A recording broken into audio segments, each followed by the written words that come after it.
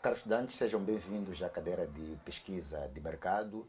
Na essência, nós teremos que aprender 9 passos para realizar uma pesquisa de mercado, sendo que os 9 passos são os mais importantes para este módulo, que no fundo tem muita informação, mas porque não temos tanto tempo, teremos que olhar efetivamente para estes 9 passos de forma concisa. Mas é importante perceber que uma pesquisa de mercado, ela só é feita quando há uma demanda para alguma informação, quando nós precisamos de alguma informação. Informação relacionada a um produto novo, informação relacionada a um produto que já existe, a um serviço novo, a um serviço que já existe, a satisfação dos clientes, as tendências que o mercado observa. Então, vai ser mais ou menos nesta perspectiva que nós teremos estes 9 passos divididos em vídeo aulas, que espero que sejam vídeos proveitosos, dos quais vocês poderão levantar questões, colocar dúvidas, porque mais tarde iremos efetivamente para a realização de uma pesquisa de mercado no terreno. Os passos teóricos é para nos conferirem algum aporte, porque mais tarde teremos que efetivamente colocar, como se diz, a mão na massa. Vamos a isso. Então, vamos ao primeiro passo. O primeiro passo seria a definição do público-alvo e dos objetivos da pesquisa. O primeiro passo, que seria definição do público-alvo, já sabemos, público-alvo seria o público para o qual se destina a pesquisa, para quem será aplicada a pesquisa. Este é o público-alvo. E depois, em relação aos objetivos, teríamos que definir os objetivos para estabelecer o que é que pretendemos alcançar. Os objetivos explicam-nos o que é que nós queremos alcançar. A definição dos objetivos é um processo no qual se estabelece o que se pretende atingir com a realização da pesquisa. Ou seja, aqui poderemos distinguir o objetivo geral ou o objetivo primário. Os objetivos secundários ou específicos, no caso, definem aspectos que vão nos ajudar a alcançar o objetivo geral. Em outras palavras, os objetivos secundários são aqueles que são os passos que nos levam a materializar o objetivo geral, que é o objetivo primário da nossa pesquisa de mercado. Então, a pesquisa de mercado, ela deve começar quando existe uma necessidade de informação. Quando nós pretendemos recolher alguma informação, quando nós queremos nos munir de informação para depois, mais tarde, tomarmos decisões. Um exemplo muito simples, olhando para a questão do uso do cloro ou da cólera na zona norte, centro-norte do país, em que há muitos casos de cólera.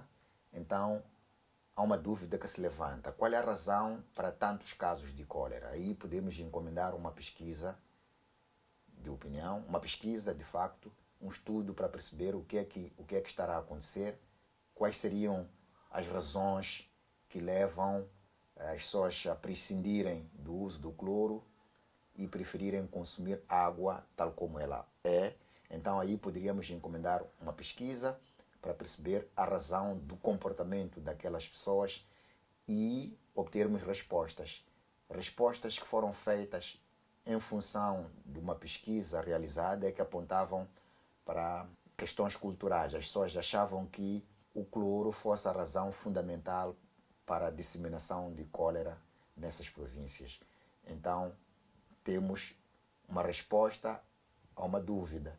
Então, a partir da resposta que se tem da dúvida, os comunicólogos aqui desenvolvem uma estratégia de comunicação.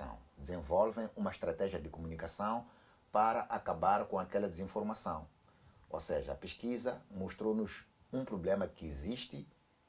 A partir do problema que existe, nós temos que gerar soluções. Desenvolvemos uma estratégia de comunicação para combater aquela desinformação. Em função dos resultados que nós tivemos no terreno, aí avançamos para soluções, avançamos para a tomada de decisões de modo a estancar esses casos recorrentes de cólera. Nada melhor para medir o grau de satisfação do cliente do que a pesquisa de mercado. Então, nós podemos fazer uma pesquisa de mercado para medir se há alguma satisfação ou não da clientela em função de um certo produto. Eu dava exemplo de água da Maacha. A água da Maacha pode, de tempos em tempos, querer saber se o público consumidor está satisfeito com a qualidade que a água da Maacha oferece ou não. Se sim, então a água da Maacha vai continuar a produzir mais água ou decide se aumenta as quantidades de água que produz ou melhora alguma coisa em função das respostas que as pessoas vão dar no terreno. Então, fazemos uma pesquisa de mercado também para aferir se as pessoas estão satisfeitas ou não com o produto que nós temos. A nossa pesquisa de mercado ela vai demonstrar uma preocupação com a qualidade do serviço e serve para manter a fidelidade ou para fidelizar a nossa clientela. Espero ter sido claro. Podemos fazer uma pesquisa de mercado para perceber o nível, para medir o nível de satisfação, o grau de satisfação do cliente. Pode ser que esteja satisfeito, então aí nós decidimos em aumentar a quantidade da água que produzimos, mas podemos ter uma resposta adversa. Pode ser que as pessoas não estejam a gostar da qualidade, do pH da água, pode ser que as pessoas não estejam a gostar, por exemplo, da embalagem. Então as pessoas vão dar sempre respostas para nós podermos inovar. Então a pesquisa de mercado também nos dá essa possibilidade. Entrando para a primeira pesquisa, que seria, no primeiro passo, dissemos que queríamos conhecer o público-alvo e traçar objetivos. Então, na pesquisa 1, olharíamos para o perfil do consumidor, as suas necessidades e desejos destes consumidores. Qual seria o público-alvo? Seriam todos os possíveis clientes, no caso, clientes potenciais. Vamos pegar o exemplo que está no nosso manual, que seria, queremos criar uma padaria. Nosso empreendimento é uma padaria, mas isto também aplica-se em relação ao seu quiosque, em relação ao seu restaurante, para qualquer tipo de empreendimento. Público-alvo seriam todos aqueles que seriam alvos da nossa pesquisa, todas aquelas pessoas que nós queremos atingir. Então, todos os possíveis clientes para o nosso negócio, para o nosso empreendimento. O objetivo principal aqui seria conhecer suas preferências de maneira a adotar ações eficazes para atraí-los até ao nosso estabelecimento, garantindo a compra, a satisfação e a fidelidade. Já dissemos claramente que se nós queremos conhecer o público-alvo, mais tarde a nossa intenção é que este público-alvo decida em comprar o nosso produto, fique satisfeito e, acima de tudo, volte sempre, garantindo a sua fidelidade. Então, o objetivo principal neste caso, para a pesquisa 1, que seria conhecer o perfil do consumidor, suas necessidades e desejos, o objetivo principal seria, de facto, conhecer os clientes, suas preferências, de maneira a adotar ações eficazes para atraí-los até o nosso estabelecimento, garantindo a compra, a satisfação e a fidelidade. Os objetivos secundários, um deles seria identificar os clientes que frequentariam a padaria. Okay? Quando nós falamos de perfil do consumidor, nós queremos conhecer as características deste consumidor. Então, as características seriam no sentido de saber de que sexo é que são os consumidores, os potenciais clientes, qual é a idade, qual é o seu estado civil, qual é a sua renda, qual é a sua profissão. Então, podemos colocar aqui outras variáveis de modo a identificar os clientes que frequentariam a padaria, os potenciais clientes para a nossa padaria. O outro objetivo secundário seria identificar os hábitos de consumo desses clientes. No caso, quais são os produtos que mais consomem, qual é a frequência de compra, ou seja, quantas vezes compram pão, no caso, qual é o interesse, tem algum interesse para o lançamento de um novo pão, uma nova qualidade de pão, se compram que volume de pães, qual é a quantidade de pães que compram. O outro objetivo, identificar variáveis que motivam a compra, seria, são os produtos, é a variedade desse pão, é a qualidade do pão, Ou é a disponibilidade do pão? Ou seria o preço? Ou as formas de pagamento? Ou os descontos que se fazem na compra, por exemplo, de 10 pães? Ou é a estrutura do edifício, da padaria? A limpeza, as prateleiras, a iluminação, a sinalização, a disposição dos produtos, a forma como a nossa padaria está organizada, a fachada, se tem ali uma inscrição bem visível, a questão da pintura, a vitrine, se a vitrine é atrativa ou não, a localização, neste caso, se os nossos clientes trabalham ou moram próximo à padaria, a forma de atendimento, se a rapidez, se a qualidade, se os que vendem na padaria estão uniformizados ou não, os padeiros estão devidamente uniformizados ou não, questões ligadas à higiene, as formas de divulgação do pão, se utilizamos alguma mídia social para fazer a promoção, com que frequência é que nós promovemos o pão, seria a pesquisa 1, relacionada ao público-alvo e aos objetivos da pesquisa. A pesquisa 2 seria sobre a concorrência. Queremos conhecer os concorrentes, então o público-alvo seriam concorrentes. O objetivo principal para esta pesquisa seria conhecer os concorrentes, os pontos fracos e os pontos fortes dos concorrentes, para que mais tarde também possamos olhar para as nossas ações no local onde estaríamos implantados. Para esta pesquisa 2, os objetivos secundários seriam identificar os principais concorrentes, analisar os produtos e serviços da concorrência, quais são os produtos que a concorrência comercializa, quais são as marcas, quais são os serviços disponíveis, quanto ao preço, quanto acima ou abaixo da média, tipos de promoções, ok? Aqui vamos levantar todos os aspectos que nos permitem conhecer o concorrente. Queremos colocar a nossa padaria, mas para isso temos que conhecer como é que atuam as outras padarias, como é que as outras padarias se comportam para que efetivamente cheguemos ao mercado já com o conhecimento daquilo que é o mercado de panificação. Outro objetivo secundário seria analisar os processos de produção do concorrente. Qual é a capacidade de produção diária? Se adapta às mudanças que o mercado nos obriga a fazer? Qual é o nível de eficácia no processo de produção do concorrente? A qualidade dos produtos, os custos, ok, do concorrente? Analisar o processo de divulgação, mensagens que são difundidas, a mídia utilizada, os tipos de campanha. Analisar o pessoal de vendas, aqui seria se essas pessoas estão treinadas, se são incentivadas, a qualidade de serviços que elas prestam, o nível de atendimento e a eficiência. O outro objetivo secundário seria analisar a estrutura da padaria, no caso, a iluminação, a sua localização, a disposição dos produtos nas prateleiras, se os preços estão marcados ou não, a fachada da padaria, o horário de funcionamento, entre outros requisitos.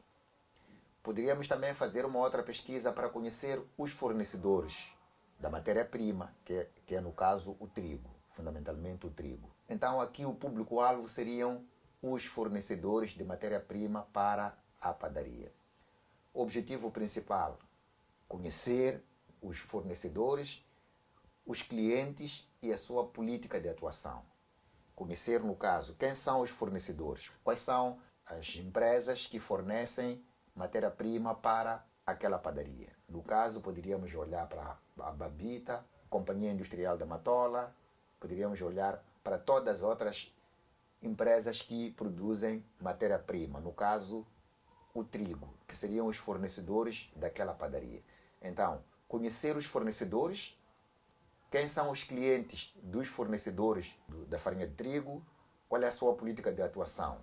Nos objetivos secundários seria identificar os principais fornecedores, quem são, onde é que estão localizados, há quanto tempo atuam no mercado, quais são os principais clientes e quais são as quantidades que eles fornecem aos seus clientes. Tipos de produtos que comercializam e a qualidade desses produtos.